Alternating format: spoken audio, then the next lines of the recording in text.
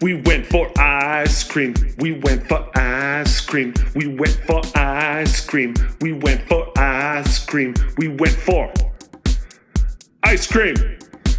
We went for ice cream.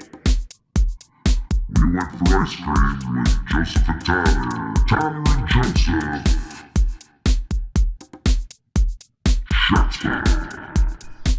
We're still alive, but we're really busy.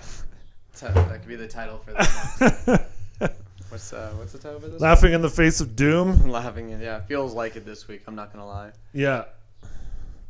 Hey, everybody. We're back for... Wait. Yeah, right.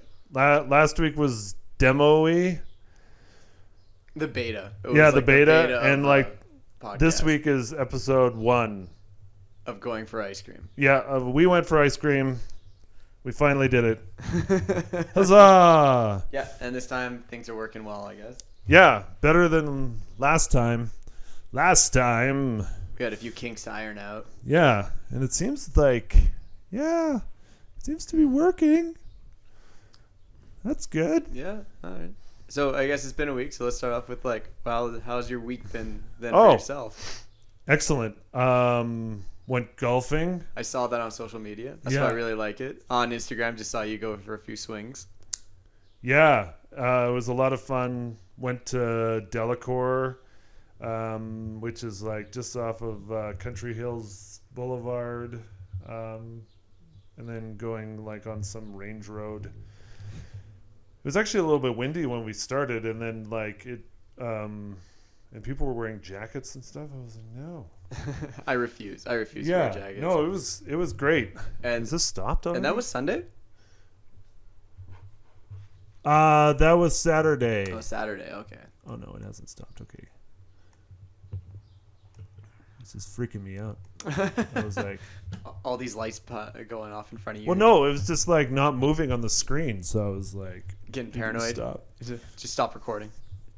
And I shot under 100, but well, I shot 99. So like one shot under 100. Well, like 99 strokes. So whatever that is to like a par 72. 72. So you're like So- averaging like 2 to 3 over each one. Yeah, how about that? That's not bad. Actually. It's okay. for a weekend warrior, right? Like you don't do it frequently, so No, not as frequently as I want to. Like we were golfing with a guy who golfs every day. every damn day. Yeah, because he's a retired police officer. Oh, good on him then. Yeah, who worked in narcotics. I was So like, now he "Oh, gets the that good would've been stuff. fun." Yeah, right. You always have to test the stuff when you use them just to Yeah. make sure.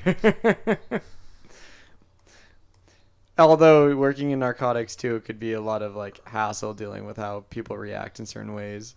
All those people tripping. But I'm guessing you'd be more so catching the perps or selling their narcotics more than anything. Yeah.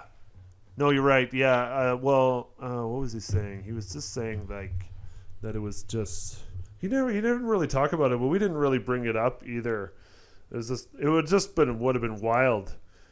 To hear some of the stories that he has. Well, just like because he was a cop during the 80s and 90s Oh, and sure. So early that'd be- 2000s, right? That'd be way So- different for each of those decades. Oh, yeah.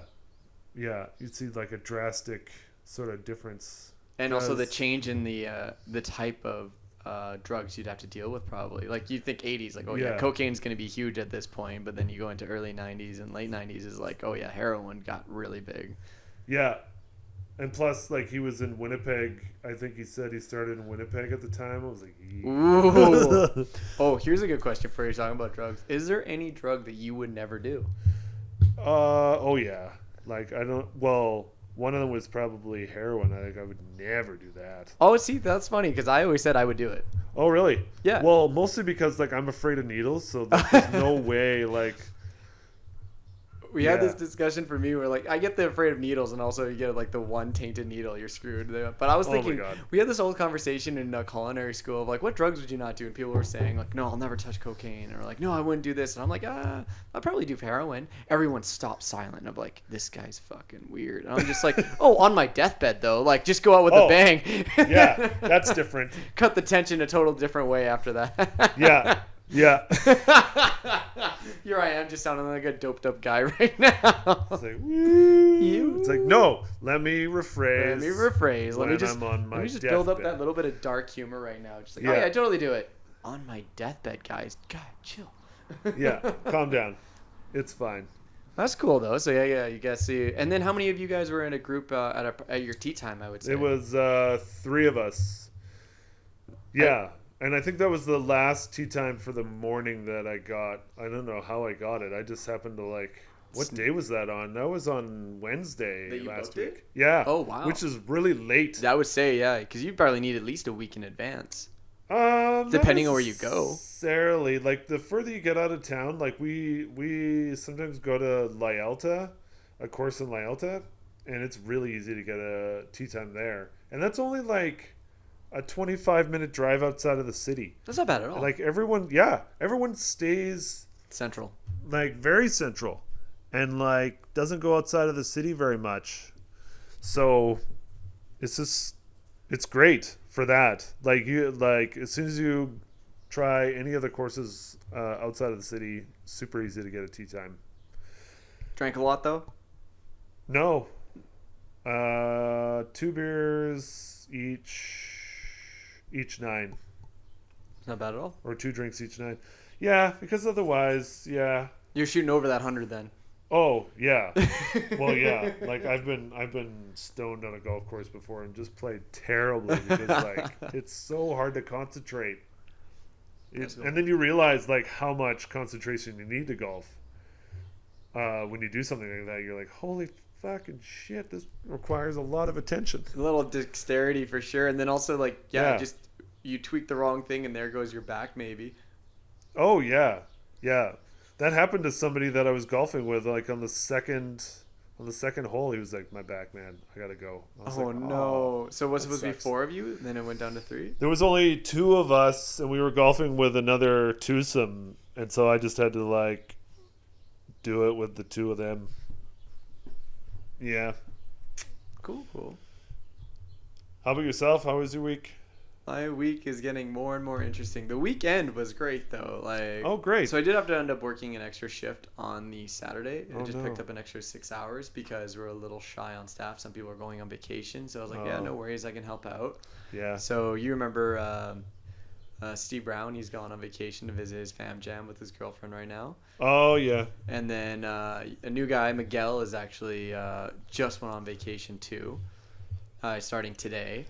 And then yeah, so New like, guy, as in like old Miguel with a mustache. No, he did not come back. I No, know. this is a new Miguel. Yeah. And then, yeah, I got to hang out with my girlfriend and her family on the Saturday night. We went for a Korean food, really good restaurant. Nice. I gotta look Oh. up the name again if I'm going to share that one. Okay. But it was her sister's birthday, so we got to celebrate that with them. And Nice. after that, we went back and passed out. Got up early to go down to Prairie, which is a crag that we climbed at, Oh, nice. and I got my ass completely handed to me. Like, so I've been trying to push my grade and going into the 11s, and I've on-sighted, like I've mentioned with our little beta tester, where it was like I got an 11A, which I don't consider myself in that grade, but I feel like Yeah. I'm a little more confident trying some of those climbs. Mm-hmm. So we started off. I picked this stupid 10C to start warm up on. So I'm like, okay, how bad could it be? Oh my god! First climb of the day, fell right off of it, like whipped right off of it and everything. Oh It was a weird kind of like setup, but it was fine. And then I was like, oh man, I'm all shook up. Then I tried. We just did like 3 10C and 10Bs to warm up on. Yeah. The 10Bs on site, flashed them, no problem. Read the beta just right. Felt good on rock. I was like, this is easy. Why did I pick the most horrendous 10C on this entire crag to like start on? Yeah. So I was like, all right, whatever. That like I feel more confident. Let's go up to our stuff, because we put our stuff in one spot and then we did those climbs and then we went back there to chill out, get some food. Started raining for a bit, so it kind of pushed us back so we couldn't climb right away.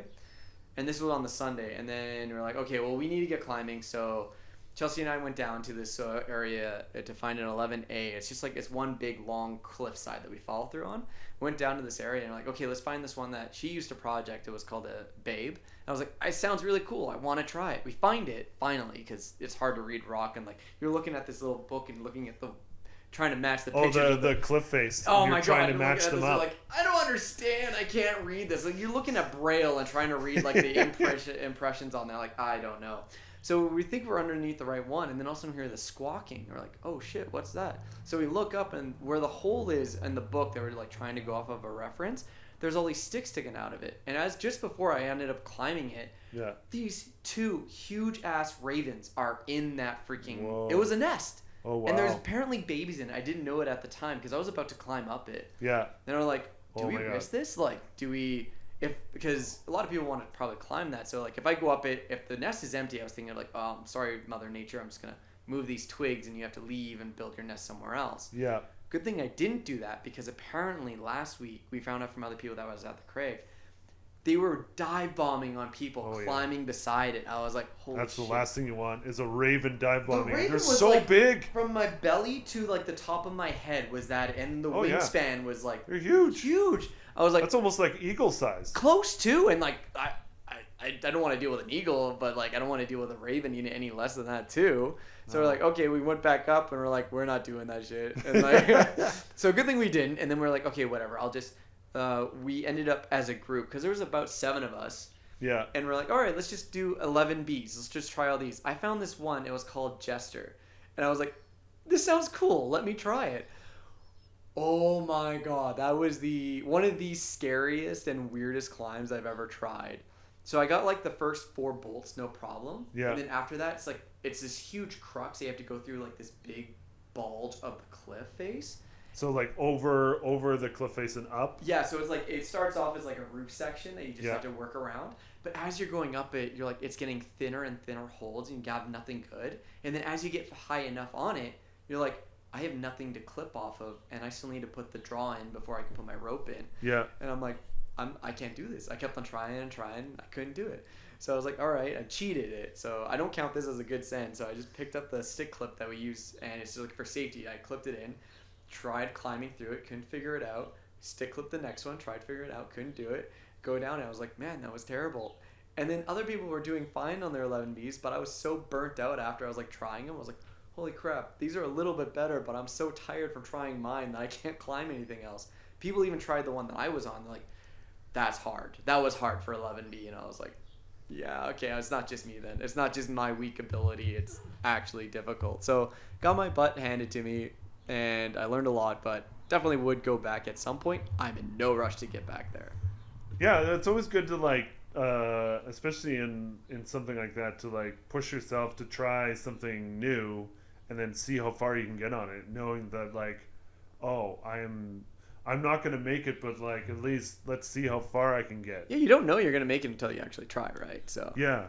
It was nice that we had this other gentleman with us named Miguel, and he sends hard. So he can climb up to 12 or even some. He was trying a 13A while we were Oh, there because wow. somewhere he had it set up. He's like, I just want to give it a shot. He made it over like halfway on it before he whipped. He did such a good job on it. And we're So like, whipped as in like. so it's called a whip when you're above the draw. And so like the bolt's here, you're here, and when you let go of the cliff face, you whip down and back around. So that's Oh. why it's called a whip. Just because, so he's doing that because he doesn't feel safe to continue. No, on? or he just actually fell off, that he couldn't hold on any longer. Oh, I see. So yeah, they're called whippers, and yeah, you can have some good ones, bad ones, and really freaking scary ones. But yeah, you just had good whips. Everything was well protected there, so it was no big deal for if you fell. But it's just like it's just more of a mindset of like actually taking the fall is scary. Yeah, because like you have to just trust that you're clipped in good into the Trust your belayer, trust Into- you're clipped. Yeah.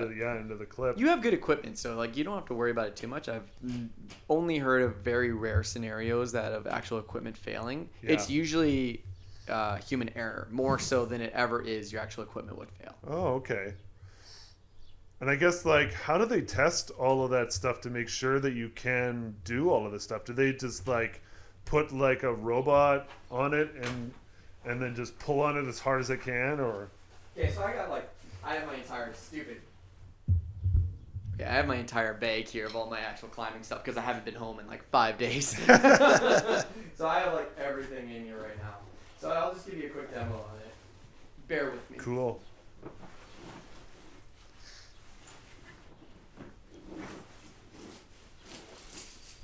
All right, wow. so this is all of my stuff that I have that I need to climb outdoors with. Okay. So on things like this, these are called draws, and so you have bolts already drilled into the wall of the cliff Yeah. face, and with that, they can hold a lot more than just what even my draws can deal with. So it's mainly for you have to sure. worry about rusting and weathering. That actually is the biggest concern when it comes to cliff faces, but. In the Bow Valley, they're very well maintained crags. People go up there very frequently. They see if something's wrong, and people that are setters that are more or less of a word that I can think of as certified to kind of put those things up there. They will either break them off and put new ones in, and they do it to a standard so that it's safe for everybody to use. Because if it wasn't safe, then it's kind of like, oh yeah, I made this new line out and wherever. I hope you try it, and then someone falls off of it because your equipment wasn't good. No one's gonna want to go on anything you ever set up again. Yeah, for sure. Like, yeah, that's a very, it's, well, I mean, like we know the basis of trust, like working in the restaurant industry. Like, once you lose that trust of someone, they're most likely not going to come back. Absolutely. If you mess with their trust, like in some instances, Food they safety. might, but the likeliness is no.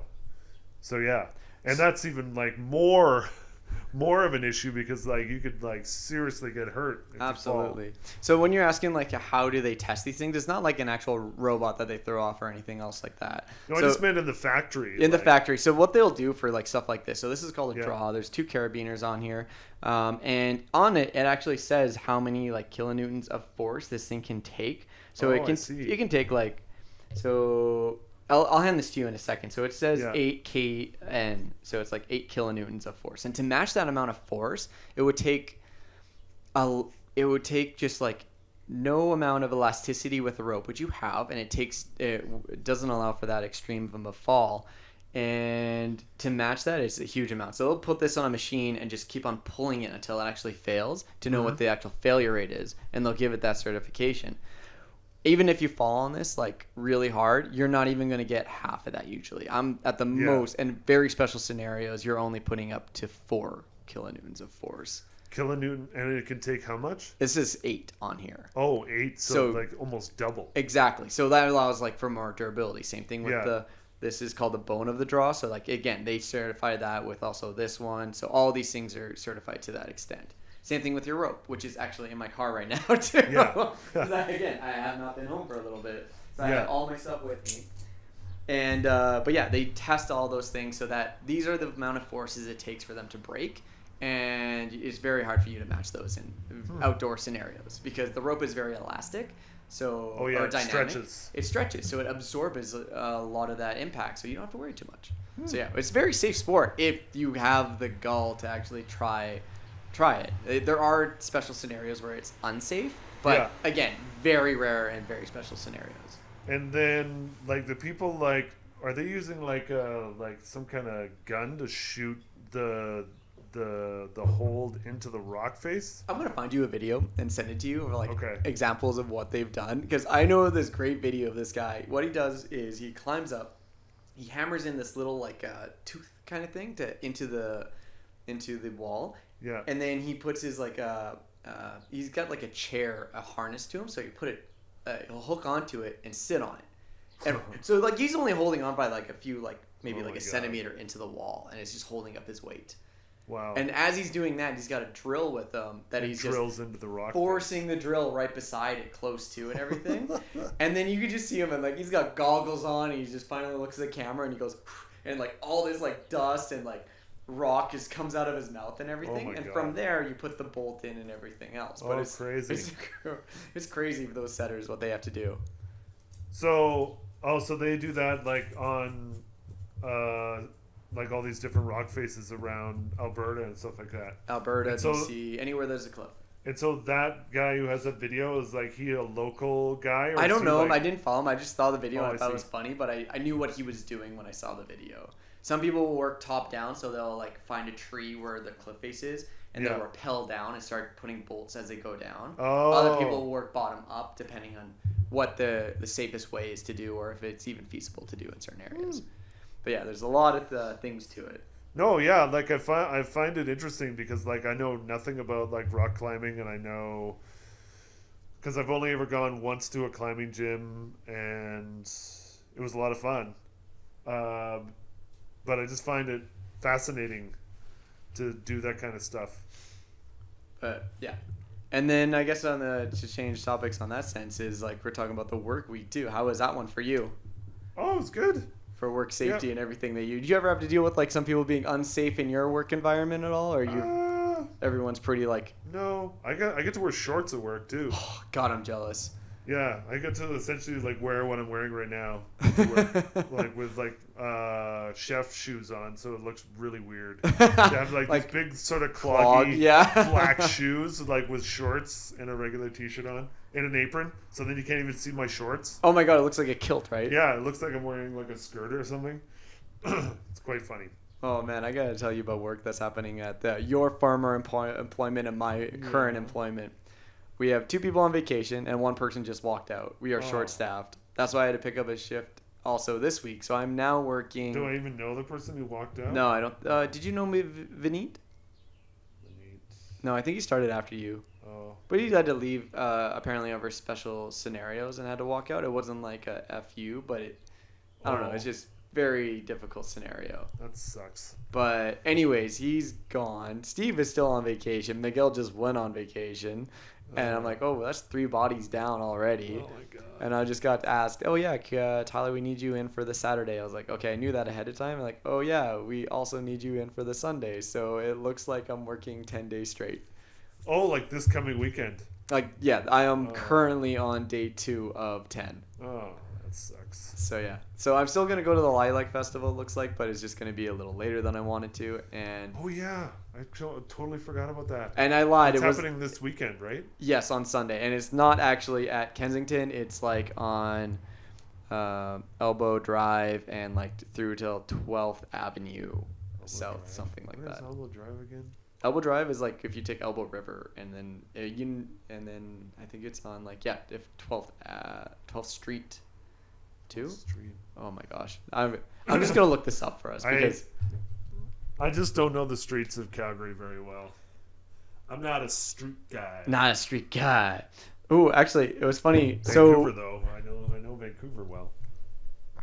Oh, it's on 4th Street. So you take like 4th Street till about 12th Ave, and then as you go continue south there, you'll hit the Elbow River, and that's right where the Elbow River is. That's Elbow Drive. Oh, okay. So yeah, that's all throughout there, and it's happening from I think 10 till 6.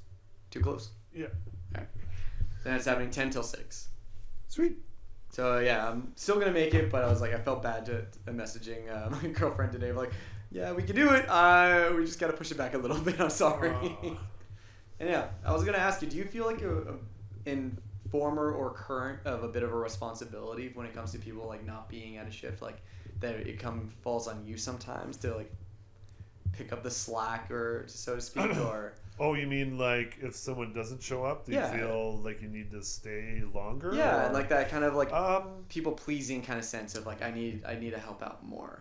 called in sick on Sunday, and then I had to work by myself, and which is fine. Like it's like the job has like no stress whatsoever, so it's a lot easier to deal with when someone doesn't show up. And then I guess I have a bit of a luxury when it comes to like if someone doesn't show up because I still left on time because I just essentially look in the back and see if we have enough prep for the next day. And if we have enough prep for salads and sandwiches, then I don't really have to stay any later. No, okay. And so that sort of obligation is kind of Nullified. nullified as long as all the other things are up to snuff. Like I couldn't do any more sandwiches that day because I don't think I had enough bread. And so Quite essential, I'd say, for that. Yeah. Yeah, and then Otherwise, it's the yeast of your problems. yeah. Sorry. No, I liked it. And pizzas too. I think we had enough pizzas. Yeah, we weren't low on pizza. So And then as long as I have enough salads, then it's fine. Then I can go. And so So yeah, as long as everything, like all the mise en place is ready and prep is ahead, you're good. You're fine. You're no obligation at that point. yeah. But then of course, yeah, if one of those factors needed to be bumped up and I was by myself, well then yes, definitely I would have to stay or would have to stay a little bit later. Yeah, for sure. For myself, I always get this like built up anxiety and anticipation of just like, is this the day that I'm asked for stay for like another 12 hours? Because it's like, it's always that like trauma in the back, like the back of your head of like, I remember the times I've been asked to stay for multiple days, 10-hour shifts. And I was like, I was supposed to be done 2 hours ago every day. And I'm like, oh, please don't let this happen anymore. Yeah, no, no, I know what you mean because like yeah, working there, I Multiple times Would- you were would asked always- to stay late. and oh stuff yeah, like that. and you know, I'm happy to because OT. OT is nice until Until you what is have it? plans and you're like fighting your plans on top Oh of yeah, working. that's always the worst. Yeah, that's Yeah. that's kind of boat I'm sitting in of like, okay, I have these plans, I can't do everything, and I'm like anxious about it. Like, oh Yeah. no, this week is just heavy. That's all because I have nothing planned for next week. I'm like, why didn't this happen next week? It'd been okay, but I don't know. Just gotta play it by ear, I guess. Is everybody else still there? Is like V still there? He's still working there. Adriel's still there. Oh yeah, Jose's still there. Jose misses you. yeah, He loved it when you did stuff for him. yeah. And then who else? Yeah, Sadi's still there. Yeah, a lot of your crews, or the old crew is still there. Nice. Yeah, no, everyone's. So you're just covering like the morning then? I am still only covering the morning, so I. Oh, that's good at least. Lucky for me, they're asking me to come in extra days, but they're not asking me to stay late. It sounds like. Yeah. So I just told them like straight up, like, yes, I'll open up the kitchen, but I need to be done at certain times for each of these days because I already had plans. And Yeah. because the boss is really good, he's like, yeah, Oh, I can yeah. accommodate those. He's even trying to give me a half day for some time during next week because he's Oh, like, nice. he's like, oh yeah, I don't want to burn you out. And I was like, oh, cool, because I remember a former chef that had no problem burning me out of just like scheduling me for like 12 days in a row. Just like at the time, I was like, sure, whatever, money. But now I'm like, please, no, thank you, not Yeah. a chance. No, I don't want to do it anymore. It's just a job, just over broke as like the acronym for it. But it's like, you know what, I'm not broke, but making money and getting by with what I need to, and I value my time, so I want to Oh, do for things sure. on my own. Yeah, no, yeah. And be able to do things like this, like, and just Yeah. like have a podcast with you and just chill out, relax. And I did remember, like, next time we do the or actually not next time, but soon, I'm gonna get us some beers for the next time we sit down Woohoo! like that. Just Well, I have beers in the fridge. We can have one. oh, I want to treat you to some beer though. I Okay, want to bring fine. you in some nice ones. I want to see what your reaction is. We can make a little mini flight for each other. Okay. That'll be our I'll be form of down. ice cream, some liquid bread ice cream. Yeah, liquid bread. It's exactly the same. It's just in a different form Yeah, and fermented. the fermented. Fermented ice cream. Speaking of fermentation, I got one for you for a while. I am afraid to go to the bathroom right now because of dealing with fermented Fresnos today at work. It was like this Fermented Fresnos. Fresnos. So yeah, I salted. Why were they fermented though? We fermented them for 9 days. So Oh, okay. just salted them, cryovac them, and this bag was like exploding almost. Oh yeah, just like it gets so big. So big. We Yeah. popped it open, and then we're like, okay, fine. I thought I let it air out enough. I put my head to it. Oh my god, no. I couldn't smell a thing, but I thought my right eye was gonna pop out of the socket. It burned so hard. Oh shit. I was like, wow, that's strong. And I was like, wow, that's intense. So then I made a sauce out of it, and I tasted it, and then I just realized, and this is why I'm really afraid to pee, I didn't wear gloves this whole time. Oh And no. so I'm like, I am going to be a sitter for the rest of the day if I need to pee because I am not putting my hands anywhere near myself. Oh god. Yeah, spiciness is can be Dangerous. dangerous. Dangerous on your... Well, we used to do that. Or well, I don't think I ever did it, but like I knew of people who had pranked the dishwasher doing that, Oh. putting like hot sauce and like jalapenos in like a container in the dish pit and then spraying it with water. So it's just like Bubbles out. airs it out to everything and just makes it so toxic. Oh, that's the worst. Why would you be mean to the dishwashers? They have to do I all know, your there's- shit. And there used to always be like kids, like 16-year-old kids that Oh, they would that, do it to. yeah. It's like, oh my god. Wait, the dishwasher was a 16-year-old kid? Or usually Oh, okay. 16 or 17-year-old. Maybe it was because they were talking hot shit, and that's why you gotta like tone them down a little bit then. Oh, maybe that was like back in the Boston Pizza days, though. Ooh, BP days. Ugh. I remember your trauma some days of like Oh yeah, so much drama. the never-ending bullshittery. I just find it funny now, like for places like chains, they have no issue. It sounds like of getting hirees and stuff like that. Where I feel like a lot of places are suffering trying to find good people that really actually want to work, do their job, and leave. Yep. Well, I mean, yeah. I mean, like when we were trying to find somebody else to work at the place I work now, we had like lots of no-shows for interviews. They just wouldn't come to the interview. And it's like, wow. It's like what kind of a worker are you if you're just gonna no-show an interview? Oh yeah, no, that's terrible. Yeah. And like not even like a couple hours before, just like right before, just like, oh, I'm not coming. It's like, oh, why are you wasting everyone's time? Like, what the hell? Yeah, like I always thought it was like a matter of respect. Like I don't care if you have like if you're sick or whatever else. Like Yeah. But if you just give 3 hours notice, we can find somebody, or just be mindful of like how to fill in your shift or something like that. Yeah. Or just no, like the minute you're about to start, like yeah, no, like well that screws everybody over. Yeah. Yeah, there's usually a lot of that in our industry, and also like they were doing like a news report on CBC and said that bankruptcies across the country for restaurants has gone up like 103%. For the owners, basically. Yeah, like bankrupt restaurants has gone up 103%. Wow. Okay. And I was knucking like, fuds. whoa.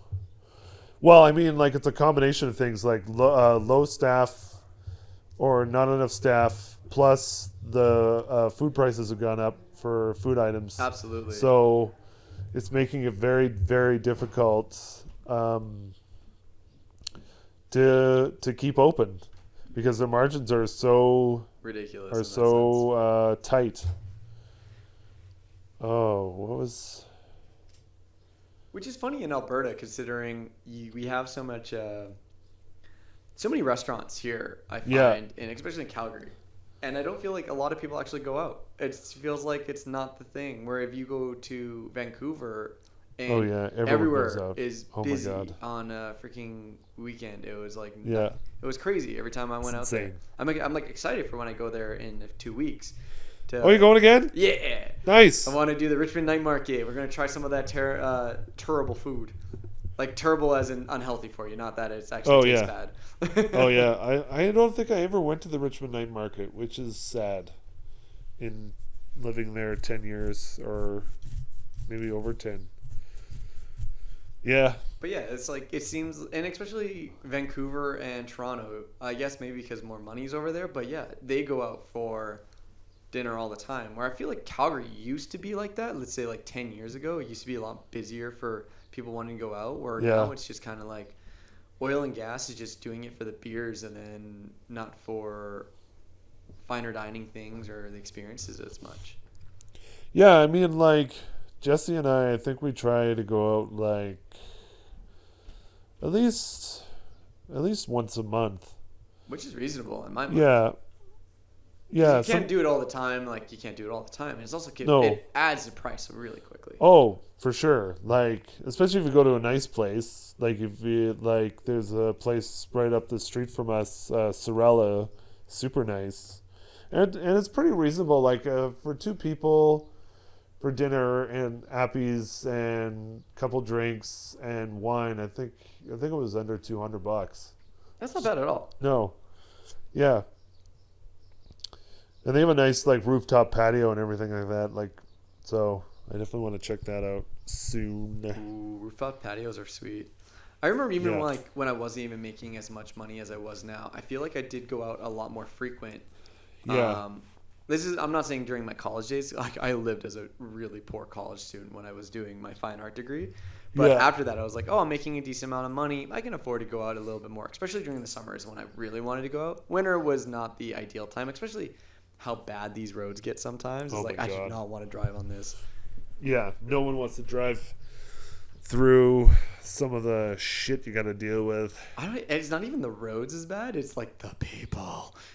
Oh yeah, The like terrible people. drivers. You always get like the guys or people in the trucks going like extremely fast on Deerfoot or something like that in like a snowstorm.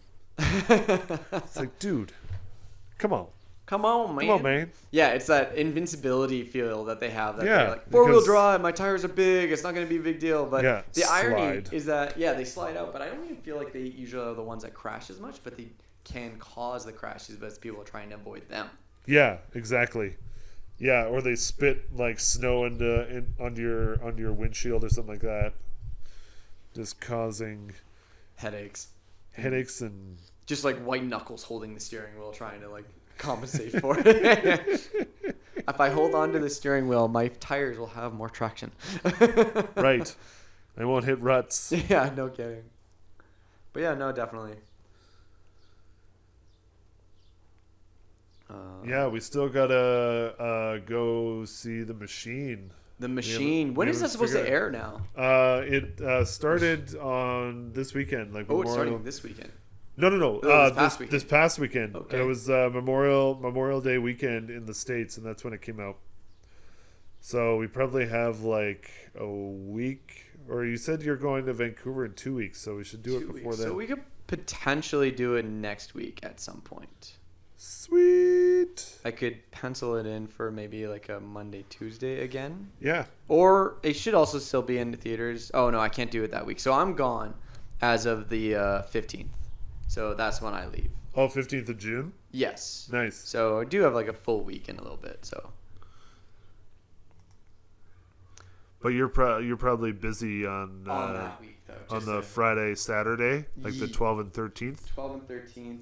As of right now, I am not. Oh, Yeah. wait, no. That's a Monday, Tuesday, brother. Not Saturday, Sunday. What? What are you talking Oh, whoops. I was looking at the wrong. There we go.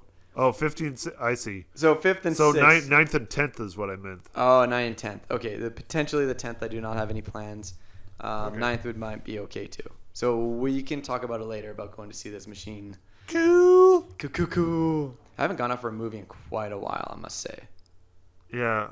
One of our friends is like such a movie buff that we go quite a lot now, which is awesome. Like I love going to the movies. Like we're going to see the new Fast and Furious movie.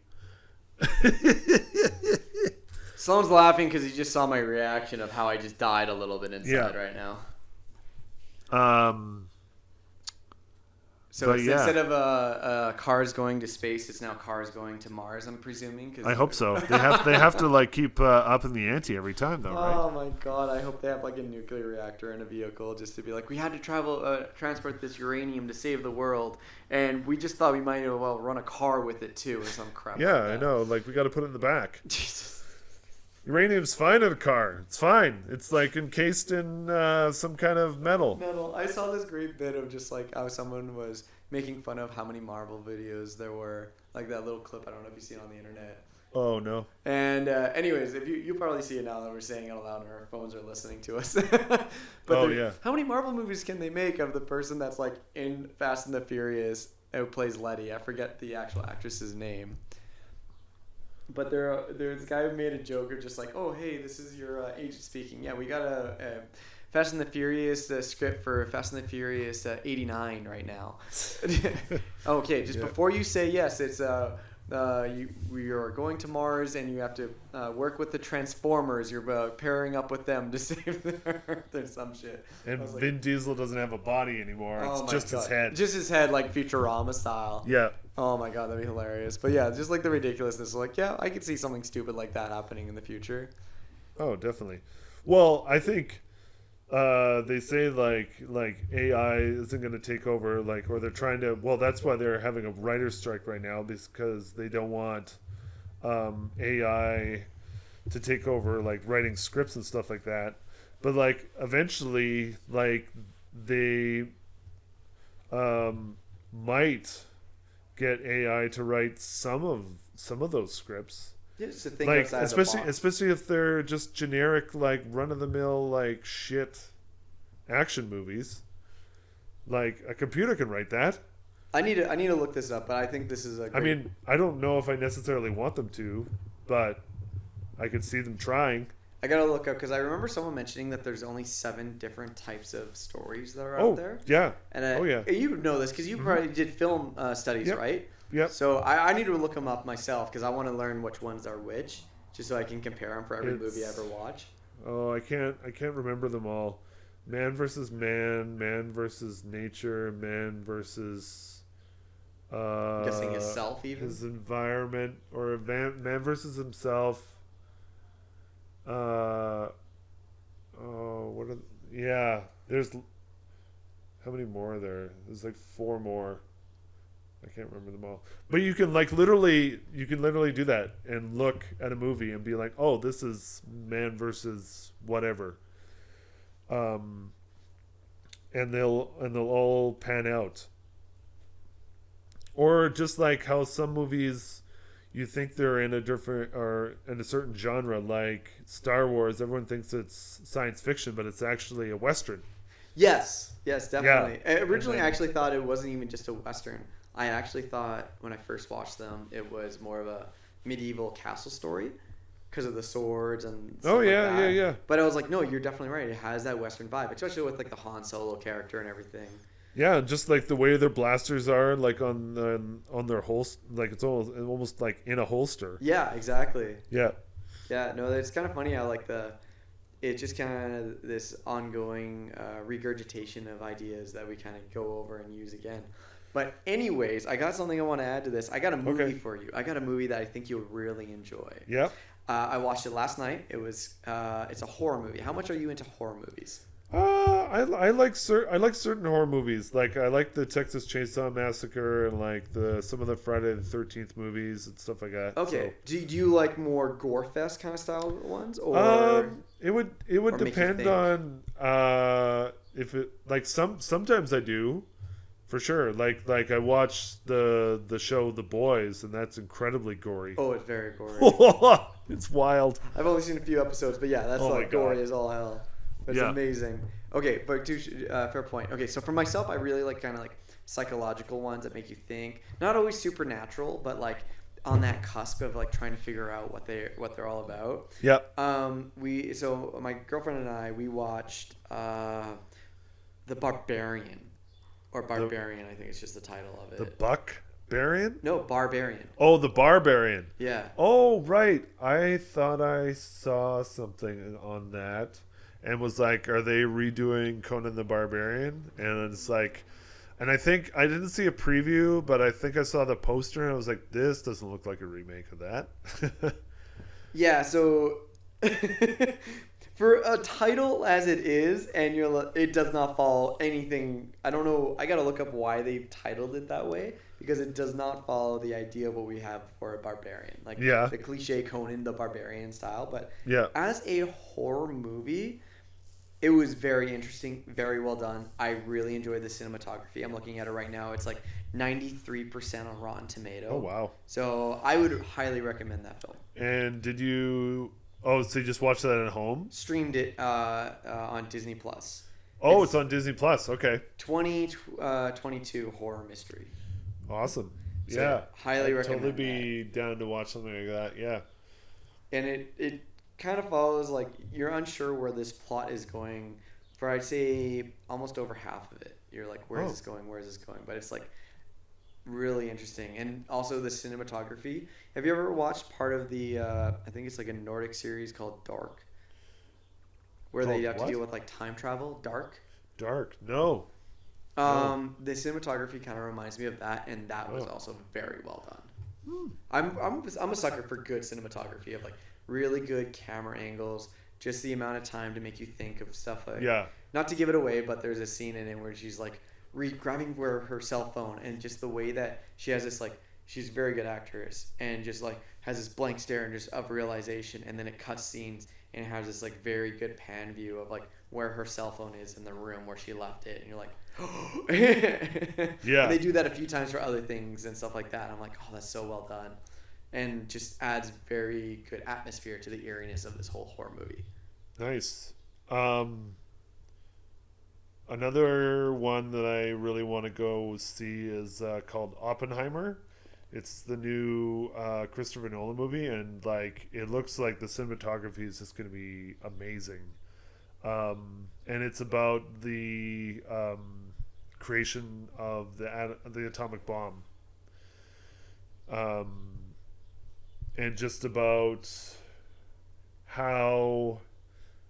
And just like the preview just like shows images of the chemical explosion happening, but also like how it's part of the universe and how they're interconnected, and yeah, and it has Cillian Murphy playing Oppenheimer, and like I think this is going to be an Oscar-worthy performance, just because he is such a great actor, and like Christopher Nolan is such a great director that like this could be a good one. And like Christopher Nolan, for whatever reason, has been snubbed by the Oscars. I don't know why, and it happens sometimes. Like it happened to Steven Spielberg. He got snubbed for a lot of years, like when he was doing Indiana Jones, and he did. What else did he get snubbed for? Well, he got snubbed for Jaws, and I think they got nominated for special effects. I think, but he definitely got snubbed for directing that movie. I don't think he got nominated, or even if he did, he didn't win. I think he's only won one Best Director, and I think that was for Schindler's List, which, I mean, Yeah, that's a powerful film. That's in a shoe-in. Like, That's an easy one. like, oh my god, I remember watching that one, and Oh my like God. you were on this emotional roller coaster the entire 3 hours of that film. Yeah. Yeah, plus like the fact that they did shoot it over there at one of the concentration camps, I believe. Ooh, I can't remember man, which that one. would just mess with you as an actor or actress, I'm sure, Yeah. being on that facility. Well, it messed him up too. Like he came home and cried with his wife several times. Damn. Like that's like, and he was on Smartless talking about this. He was simultaneously finishing up Jurassic Park when they wanted him, when he got the green light to do Schindler's List. And he said yes, because he was like, I have to do this. Like, he just felt it, that he just had to go for it. And like, so he's finishing up editing this colossal, like, amazing blockbuster movie, and has to go immediately into pre-production of Schindler's List. Yeah. And like, thankfully, he called up George Lucas and actually asked him to finish editing the film of Jurassic Park. Okay. And he said yes. So like that saved him, because he was like, "What do I do? Yeah, that's amazing. I'm stretched so thin here." I love your movie knowledge about this, and Oh yeah, like I really like that podcast. Smartless is great. They have like a lot of interesting guests, and yeah, delve into some interesting stuff. I'm listening to Paul Anka right now. Paul Anka. Sorry, I'm confused. Paul Anka he's done, well, a lot of stuff. Like he's done, what is he? I think is he a jazz musician? I can't remember. But anyways, continuing to the atom bomb talk that you were saying. Oh yeah. I'm interested to see, and there's also another atomic bomb movie that I want to see. That's called, what is it called? It's called, here it is, Fat Man and Little Boy, when it has like John Cusack playing the character of one of the scientists that's playing with a screwdriver and like piecing together like the uranium and stuff like that. And it has, Oh, like, that's that, the 1989 film? yeah. And I want to see that because I kept on seeing like little bits and clips of it, and I know a bit about the story of like how they're messing with it and like just to see how the radiation would happen, and then it just like the freaking screwdriver slips out and like they have a full fission reaction happening in that moment. Yeah. I was like, holy crap, that would be such a mindfuck to deal with. But I'm just curious though, just knowing a little bit about that story about that actually happening with the Demon Core. I'm wondering if they're going to actually have that in with the with that Oppenheimer movie. Yeah, Oppenheimer is... I mean, even the poster is wild.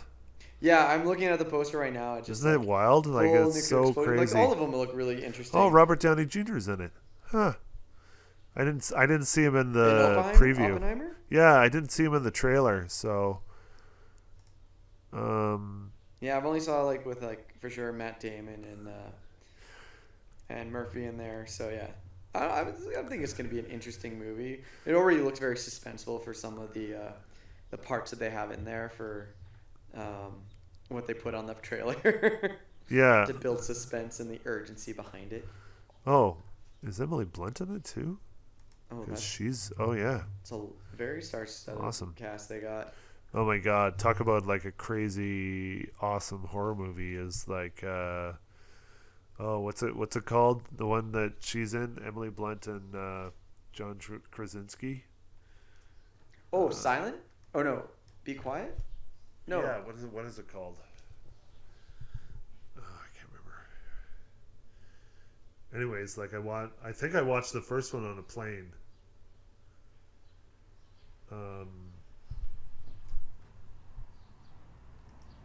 I gotta look it up. Damn it. What's this movie? Oh, Quiet Place. Quiet Place, yeah. Yeah. I saw the first one on a plane, and then we watched the second one at home. I still have not seen the So second good. one. I'm interested to see how like this The second one's great. thing happens, like how it unfolds in the beginning of it. Yeah, and I love how short they are, because I think sometimes movies are too long when they don't need to be. Because we saw the latest Guardians of the Galaxy, and it was pretty long. It was like almost 3 hours long, and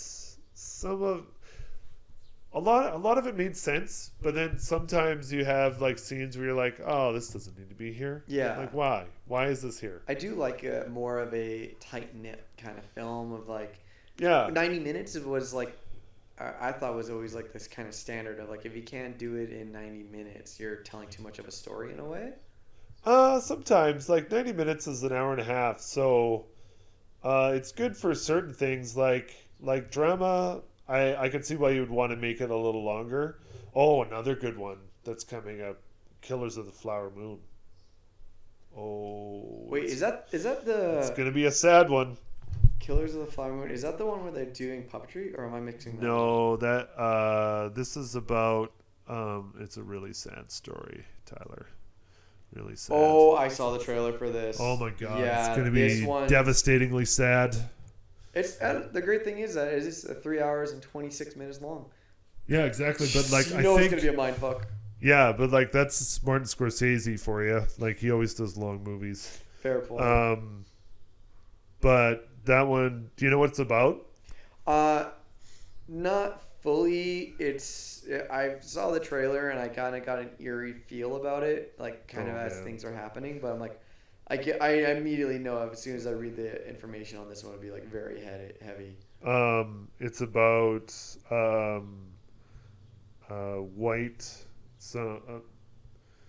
white people marrying taking indigenous wives, but then killing them for their land because their land is on oil.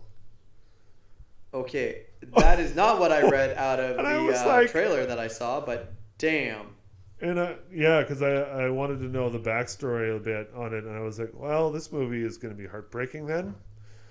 I mean, and I read up some more on it and found out that Scorsese did a good job of researching it with the I don't know if I'm saying this right, the Osage people, who were directly affected or involved in this whole thing, like they were the victims of this whole thing that happened, and they star in it as well, which is awesome.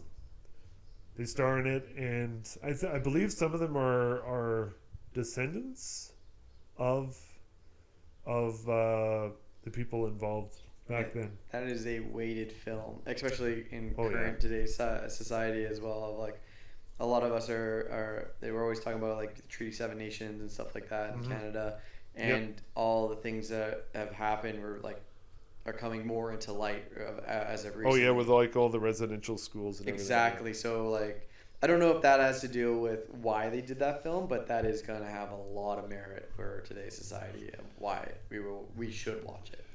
Well, yeah, just like at the end of the trailer when what did Leonardo DiCaprio say? Like, can you spot the evil people in the room? And you have a feeling that's all. Yeah, and they all just like look at the camera. I was like, oh my god.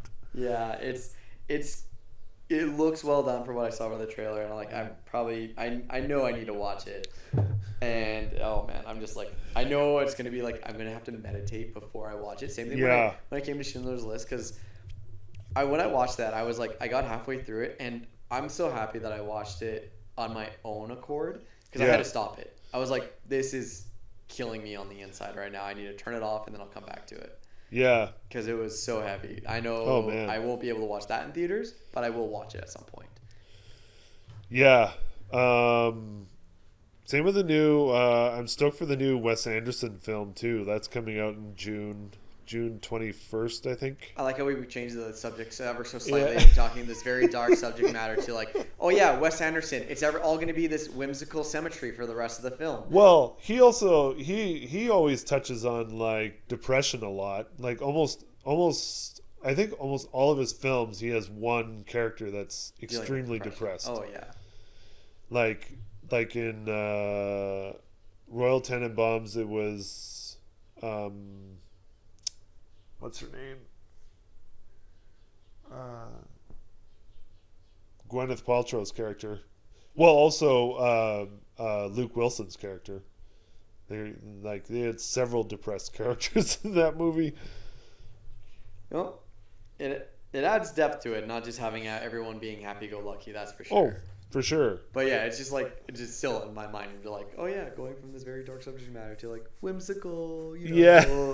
this weird, very weird kind of like palette Like that he has. super bright color It's like palette. it's amazing. Don't get me wrong, but I'm just like, yeah. Imagine Wes Anderson ended up filming the other movie that we just talked about. Oh yeah, Martin Scorsese films like his movie, and they just like they switch it. They switch their scripts.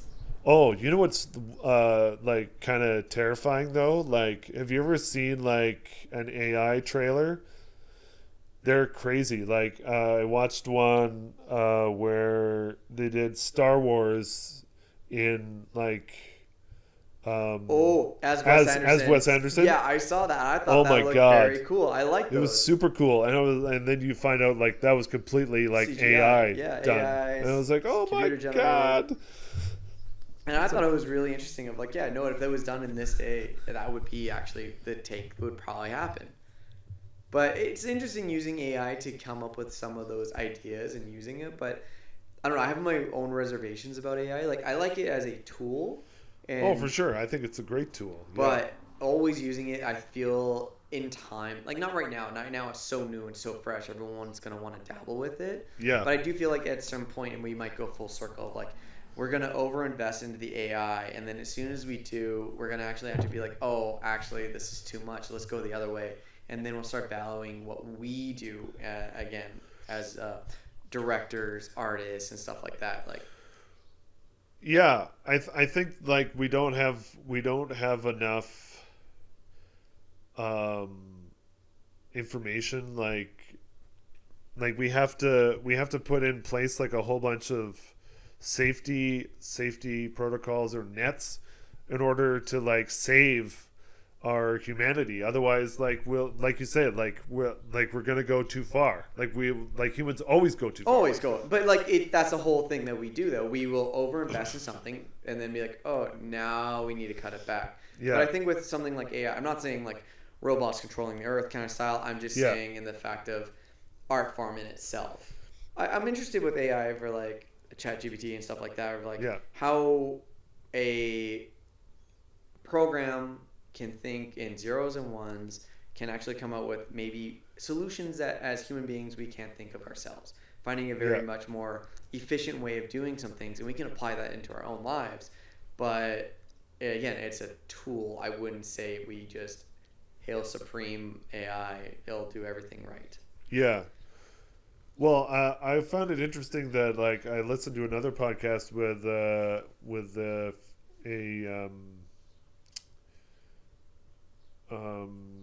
theoretical physicist who was saying like all these ChatGPT things, it's like they're not thinking for themselves. They're taking information, or they're taking people's speech and just sort of reconstituting it as something. Like they're not thinking on their own. Like they're taking all of our sentiments. And then as soon as he said that, I was like, oh, of course it's not thinking for itself at all. It's just regurgitating the same stuff, just in a different way, so it looks like it has intelligence. Yeah. But it actually doesn't really know what it's saying or doing. It's just finding the most efficient ways of answering a question that you put it to. So if you're asking it for a cover letter, it's going to look up multiple cover letters and kind of take bits and pieces of those and regurgitate the most frequently used stuff and stuff like that, just so that you sound good on your thing. I've heard of people already using it for like trying to come up with artist statements of like, or emails. Exactly. Like lots of people are using it for emails because like why not? Because like how many hundreds of trillions of emails have been sent. It knows exactly how to send an email. It's like that one. I don't see the worst harm in that one of just like regurgitate these emails for giving back the information that I need said. But there is nothing wrong with having a little bit more of a handwritten message in itself. Not saying like actual hand, but like typing your own stuff of like your own email. Like I need this more personal and stuff. Oh yeah. As soon as you want like a more personal touch, it doesn't make any sense to have like the computer speak for you. Yeah. But yeah, it definitely works for emails quite well. Like people are saving so much time. They're like, oh my god. Yeah, it's a tool to be used. So why would you not use it? Oh, for sure. Yeah. It helps like organize your life too. Like it's great for that stuff. It knows exactly what to do and what to say, and like, oh yeah, just like do it this way, and like map out your life this way. Yeah. It's like, just perfect, thanks. Aid. But I also find it the other side of it, not for like ChatGPT for like emails, but like this over invested interest in the AI art that like it just takes a photo and redoes it in a different way. And everyone's like all trying it. I'm just like, it's hyper imposing an image. You're calling it art because it's like ooh and fascinating, but is it really art in that way? Like I don't know. Like where do we kind of find the line between what is art and what is not? Yeah. Can AI actually create art in itself and we still value it, or does it have to be in the eye of the beholder, or the actual artist doing everything for it? But then, like I think there's like I think there's like an interesting sort of dynamic there, because like you can combine two artists that styles together, maybe that like say Monet or Van Gogh, and like combine them together and make a painting through AI, and then it'll be like so different. Yeah, for sure. Same with music. Yeah, like people have already done that. Like they're taking dead people's voices and recreating it and new like songs. Tupac. Yeah, stuff like Tupac that. with Drake or something like that. Yeah, and like making a new Drake song or a new Tupac song, which is really cool. Like, this is kind of neat, but it's also like kind of creepy and like this guy's dead. Yeah. But like then you could make Tupac or Biggie songs forever. You could and combine them. You could combine like a Biggie song with like Mozart or something. Absolutely. Which is like just by wild. typing in a few sentences on some program. But in my mind though, it's like with it being a computer generated image though, until I see it like you can take that and print it in one way, but Yeah. would it not be until I see an actual like computer be able to, let's say, lack of a better description, hand paint an actual painting of like Yeah. mixing everything and like putting it back onto an actual canvas. Like, I don't know, like I don't see it the same way. Again, I can see it as No. a great tool for tattoo artists or even like illustrators or even myself, even if I did want to use it, of like, man, I've got this really good work and I can't come up with what to fill in this little blank spot. I actually Yeah. know of artists that I learned from.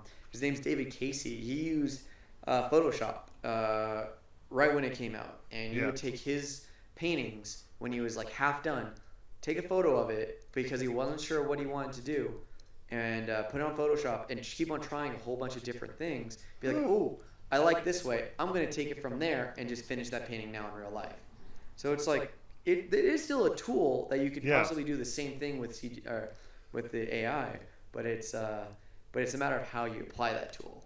Yeah, I think so. Like, yeah. oh, I have artist block, so I'm just gonna tell this computer thing to come up with an image for me, and then I'll just repaint it. Like, again, where are we finding the lines of that? Yeah, and I think it's important that there is like a watermark or something on art that is done that way so that people know. because otherwise that's taking away from real artists being able to still do really good work for people, because then people are like, oh, this is so much cheaper to do it this way because I can just like put this in your computer. It's like, okay, but there has to be a watermark on there saying this is an AI generated image. In a And way, so yeah, that that could. so that if put it on your website, and maybe some people will not care, Yeah. but then other people will, Yeah, and so then they'll know the difference. for sure. That's a good idea. But it's like I'm also seeing it going really this other way without these watermarks, as you like, for example, where art forms become underground in a way, so that now people will stop using Instagram, they'll stop using Facebook, and all those platforms of like advertising what they did for a painting or anything else like that. And then now people will want more of those hand actual works, so they'll go and find them, so that they'll invest into these artists in a different way of being like, no, I really want this painting, and I'm willing to pay it because I'm sick of everyone having the same whatever kind of painting already made and stuff like that. Like, it's another computer generated image. Like, oh, it's not. I want something more original. I want something hand done. I want something that's not everyone has seen and can have it reprinted. Yeah, no, I definitely agree, because like I think it'll make original art more valuable the more we go there, because like you can't cheat or you can't trick our eyes. Like, our eyes will always know when an AI generated image is. I mean, you can put them next to each other and they look very similar to like a real image and an AI generated image, but there's still something about it that your eye just looks at it and goes, this doesn't look right for whatever reason, right? I'm also thinking the fact that until a AI can make a tangible object, then I'm not too worried about it. Whereas if it's just a printed, I'm not discrediting people that work in computers and make digital artwork. I'm still saying that's artwork. I'm not arguing that. Oh no, for sure. But I'm saying in the fact that we're AI, until it becomes tangible in the way of like it's an actual paint on canvas or something like that, that you can definitely tell there is gesture, brushstrokes, and thought, and the best thing is when it comes to artwork, there's flaws. Oh yeah, there's always flaws. We're not doing the Renaissance artwork where everything needs to look pristine. Well, that's not the word.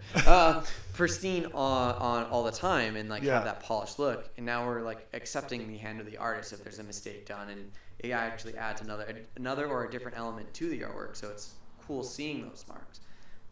Like I'm even if like at some point a computer starts creating, let's say an actual fully oil painted or acrylic painted canvas. Or like a statue or something. Or like that. or like like a marble sculpture. statue. But then also thinking like, let's say another weird art form here, like glass blowing. How is AI going to actually create a blown piece of glasswork? Is it going to know how to control all to that extent? Like that's pushing another element of like how far can that actual go, and how far are you even going to let it? Because at some point it'd be like, am I going to like? It's kind of boring. Yeah. Like at some point you just kind of it's like. Don't need it to do that. I'll just actually let the people that are glass blowers make that. Yeah, considering we'll have so much more time that we can blow the glass and like the computer can like build a building for us or something. Yeah, I'm interested to see how far AI will actually take over on certain elements of like all these desk jobs. Will you really need this many accountants anymore? Will you really need all these individual like people at certain law firms or stuff like that? Like are jobs becoming not as necessary because you have AI to do some of it? Yeah, and I think that would be, I think that'll be really good because trades might actually be much more valued coming up here soon too. Oh, well, yeah, they're definitely already extremely valued because not a lot of people are going into trades. Ironically anymore. enough, full circle of how I'm suffering for labor people right now. Oh my God. Yep, it's true. Yeah, it's the pool is getting smaller and smaller. And then, like, as the demand goes up, usually, the price goes up as well. In most industries, anyway. Absolutely. Our industry, it struggles to go up in price. Because there's still, like, enough people willing to work for less in our industry. Yeah. That it still makes it extremely difficult. Yeah. I do wish that times like we did more of like the Australia take on it, where we didn't like North America's terrible for tipping. Why do we tip when we could just pay everyone a little bit better? Oh yeah, like paying like servers like $20 an hour, and then cooks that or a little bit more too. Yeah. And then in that case, in that scenario, then you just take away the tips. No one has to pay for it, but everyone's paying about the same price across the board, and everyone gets paid a little bit better because of that.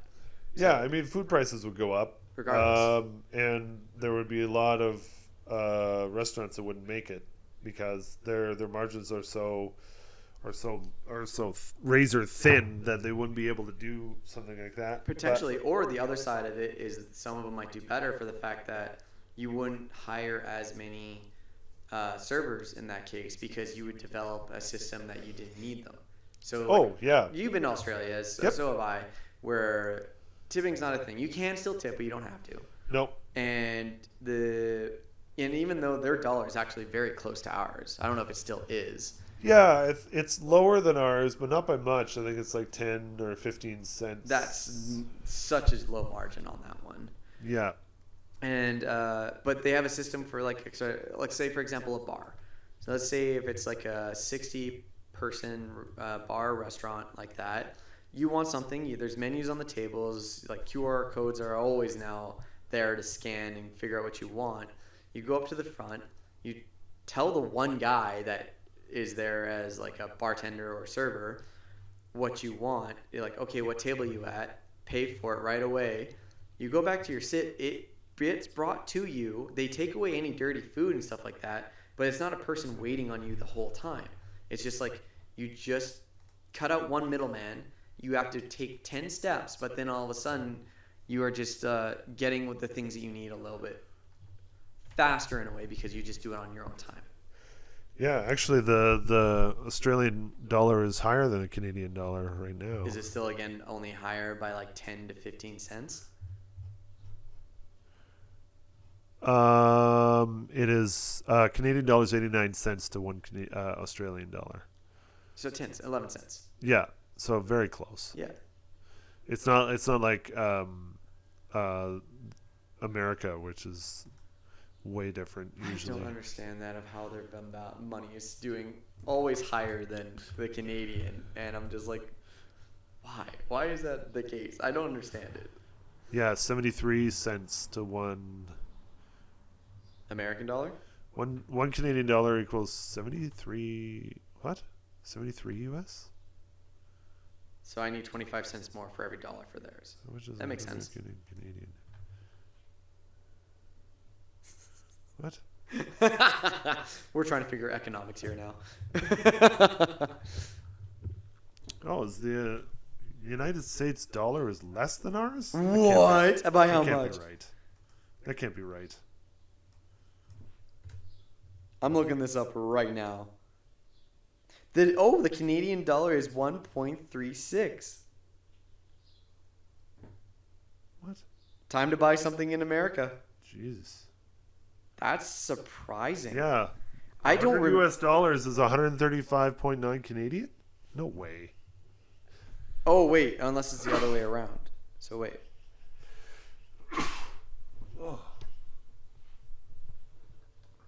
Oh, no. It's the other way around. Okay. So, 100 Canadian dollars is equal to 73 United States dollars. Yeah, that's better. Okay, that makes more sense. I don't know. Yeah. I was so confused. 1 United States dollar equals 1.36. So yeah, they have a 0.36 margin above us. Better than when it was like double. That was bullshit when that was the case. Yeah.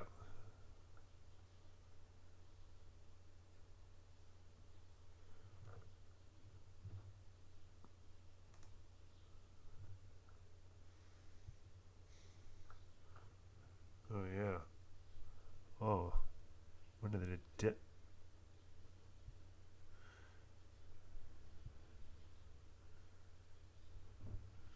Yeah, it's been hanging around 73 for a while, or like around 70 cents for a while. It's actually, this is the lowest it's been in quite some time. It's supposed to go back up though, or no, it did. I see. This is the entire day.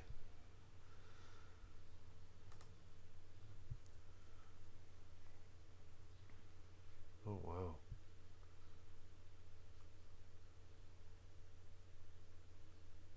Oh, I see. Oh, yeah. Super exciting. Talking finance now.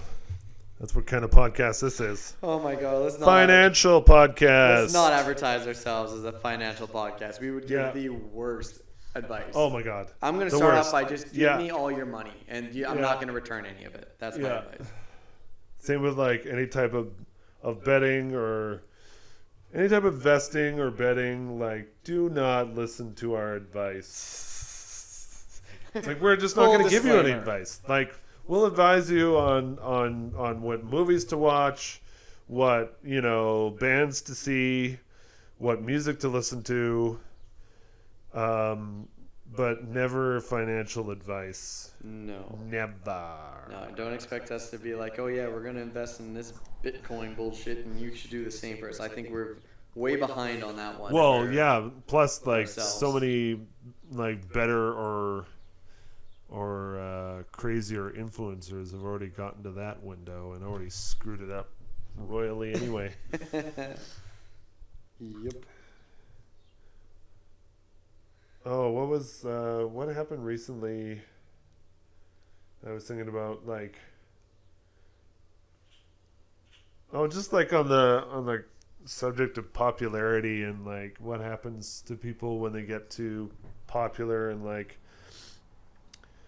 I always feel for like certain people that like just want to be creators and then all of a sudden they get so big that they just can't live a normal life anymore. Yeah, it consumes their lives, right? Yeah. Like paparazzi's a thing and stuff like Like, that. well, yeah, but like Billie Eilish, like, is a good example because she was recently in the news as talking about like how like she just can't win. Like when she dressed up like with super puffy clothes and everything, like everyone was like, oh, she doesn't act like a girl, and then or doesn't dress like a girl, and then she starts dressing like a girl, and everyone's like, oh, why you dress like this? You're changing your whole style. Like, what the hell's wrong with you? It's like. It's always piss going to be off. like people on different sides of the fence on every topic. There's always going to Yeah. be like for and against people. I'm actually more interested to hear the more neutral individuals of like, can you see both sides of the fence? Can you view it as objectively and emotionally at the same time? Like Yeah. like why does it matter all of a sudden of like, oh, are you for or against this one? Are you whatever? It's like it always has to be right or wrong for some people. Yeah, and I don't know why they care so much about somebody else's life. Yeah, that's the thing. Well, I already know the answer to that question is because they're bored. That's absolutely fair. Yeah. Yeah, no, that's It's like they have nothing going on in their life, so they're gonna like invest all their pick time into apart someone else they somebody find else's- more interesting. Yeah. But they could have been more interesting than that individual, but they didn't think of themselves that way or something. I Yeah, don't know. they either didn't want to be that interesting, or they just aren't. I think it's just like, yeah, it's always going to be a matter of opinion. Like, some people are just like, oh, I hate this celebrity. Like, oh, why do you hate them? Like, oh, just because. Or same thing with like, or like, oh, because of these reasons. And then the other way side of it, like, oh, I love this celebrity. Why is that? Oh, because of all these other reasons. Or just, I just like them in general. I'm just like, everyone's going to have an opinion about something. It's totally fine. But yeah, I get it. Like, even when I was, again, trying to stream, it was hard. I'm like, I don't think I'm that interesting. I just want to do something that I enjoyed. But yeah, and then the weird thing is like when people start actually caring about like you streaming or doing whatever, then they start having opinions on like what you're doing and what you're not doing right. Yeah, or what you And should it's do like, next, well, or whatever I'm just, else. it's like I'm just like putting my stuff out there. If you like it, great. But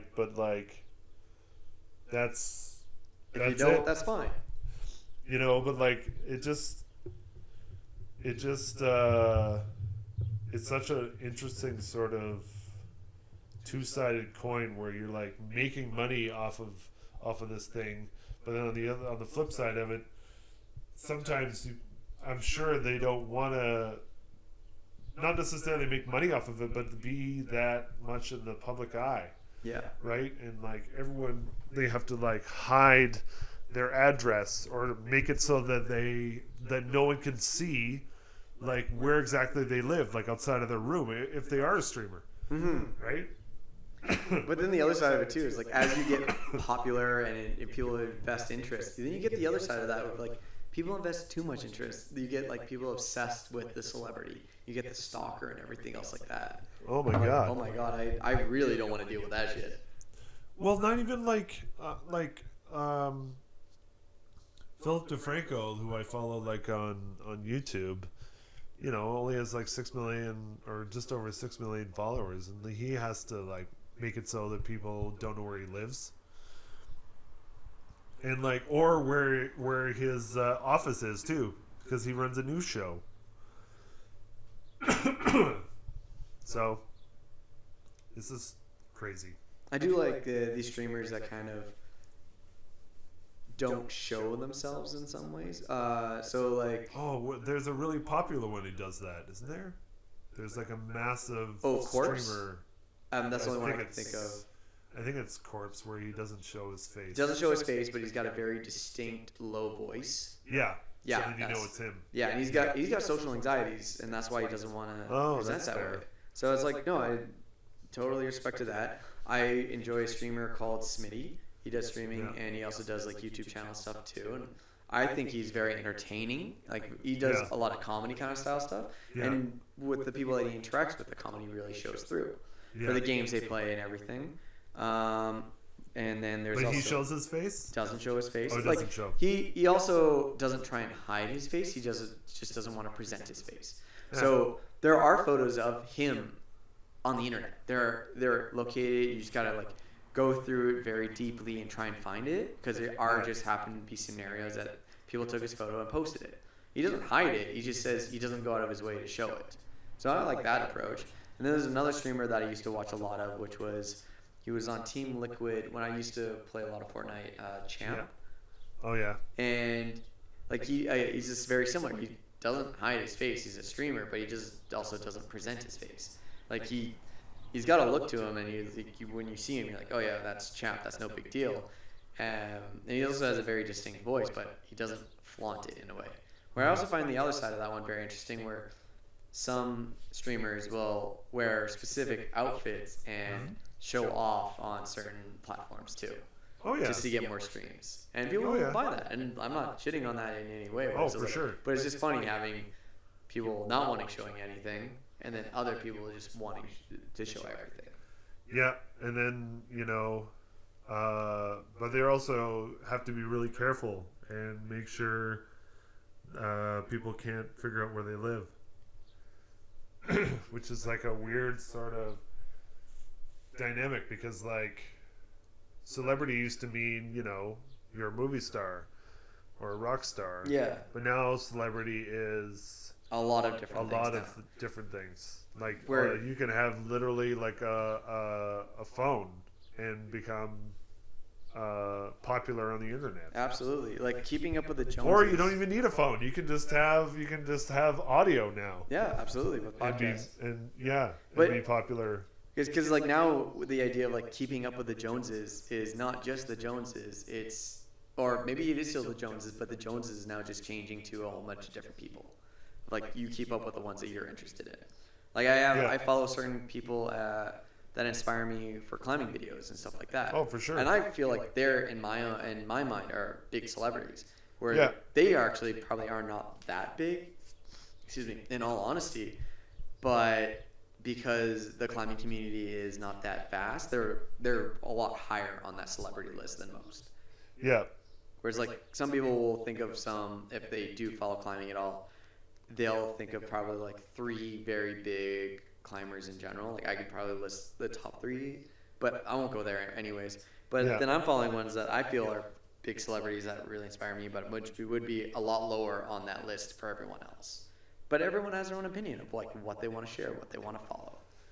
Yeah.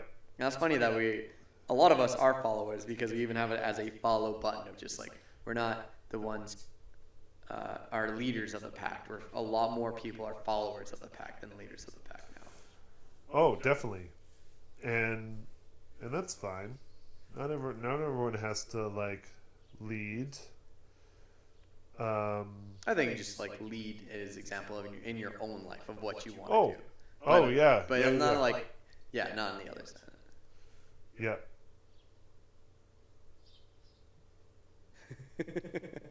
You look so perplexed over there. Yep.